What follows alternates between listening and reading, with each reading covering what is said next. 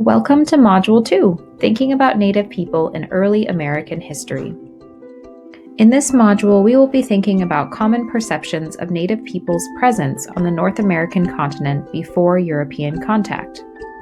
How do we understand Native people's claims to the land we now know as the United States?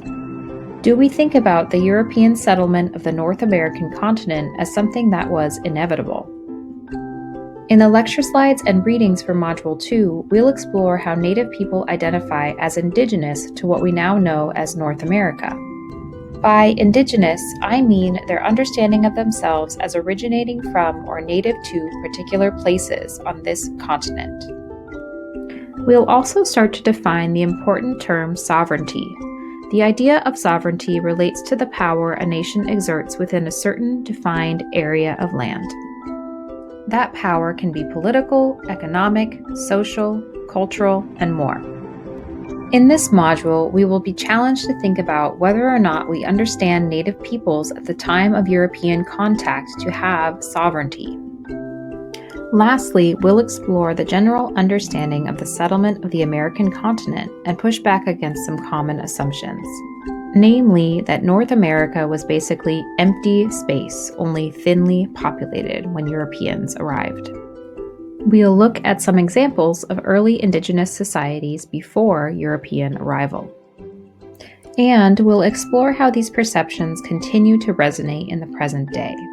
The module ends with a case study of a set of human remains. Known as Kennewick Man, the remains were found in 1996 and set off a public debate over ancient human history in North America.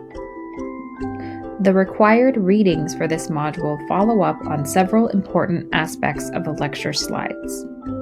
You'll be exploring some primary sources, maps created by early European settlers which substantially refute the idea that North America was empty space, a creation story from the Haudenosaunee, also known as the Iroquois, which I hope will get you to think about how Native people understand their identity as indigenous to the land, and an article exploring one of the earliest indigenous societies in more detail.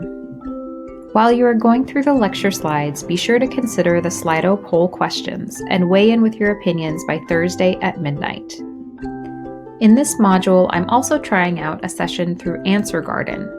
Your answers to this question will help us develop a working definition of sovereignty, which we will utilize throughout the next few weeks. I'm looking forward to reading your thoughts through your annotations and discussions on these topics. Good luck!